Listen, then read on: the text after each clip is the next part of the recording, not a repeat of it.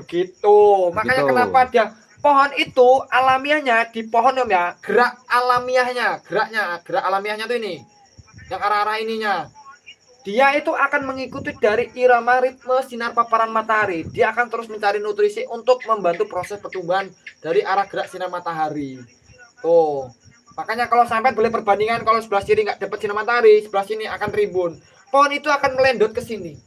Nah, rimbun di sebelah sini. Sekolah gratis ki jadi. Nah, ya nggak sekolah sih Om. Ini nggak sekolah loh Om, ini Om. Ini nih belajar gambar. Belajar gambar. Belajar gambar. Dulu waktu SD kita belajar gambar bolos, makanya sekarang belajar gambarnya di sini Om. Tahu sendiri, orang dulu kalau bilang pinter gambar tuh goblok. Goblok, pinter kok gambar. Pinter kok ngapusi wong, ngapusi rakyat.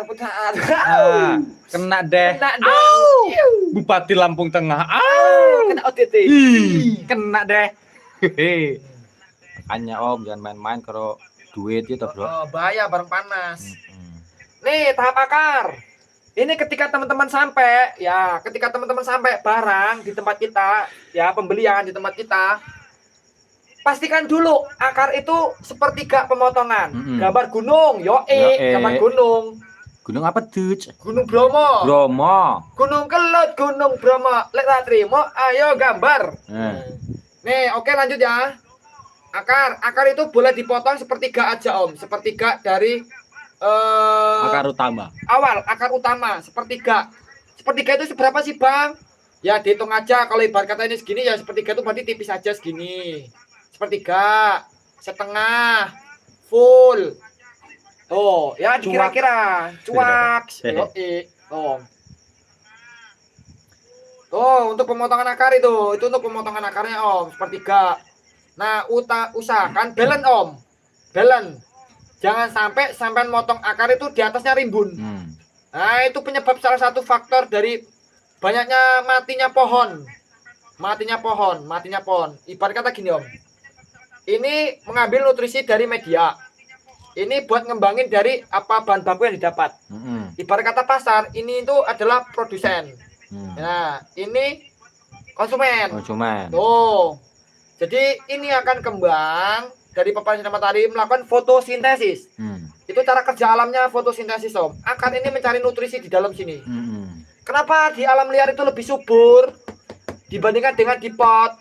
Karena dia sudah tercampur ketika dengan adanya turun air hujan atau pengendapan di dalam media itu nyampur resap-resap. Akar itu akan terus menyebar. Dia itu juga samanya dengan perantingan mencari sumber-sumber nutrisi. Makanya dia akan melebar terus, melebar. Sampai saatnya dia tumbuh tinggi dan berkembang dan dibogel tel.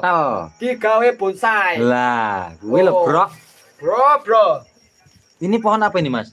Ini anting putri. Anting putri ya. Bisa, contoh anting putri waru bisa. Ya, anting putri ini waru ini konsep. Ini hanya konsep ya teman-teman ya. Konsep. Kalau di alam itu pohonnya lebih lebih rumit lagi untuk perantingannya karena itu tumbuh dengan alamiah bolong. Ya, tumbuh alamiah. Cuman kalau tahu pohon sengon Om, itu. Sengon itu karya alam pohon. Simbur versi nyata. Kalau medianya apa Om? Pas pohon pertama sampai pasir aja Om, jangan dikasih campuran apapun. Boleh pasir Malang itu tapi untuk yang lembut 0,1 atau nomor 1 bisa. Jangan dikasih campuran pupuk, jangan dipupuk dulu. Boleh nanti waktu dipupuk saat udah mulai terubus atau akar serabut sudah mulai berjalan atau makan. Lah begitu Om ya. Begitu. Aku nggak tahu juga Om ya, sebenarnya pupuk itu panas atau enggak, tapi kayaknya buat untuk si bahan itu kayaknya panas Om.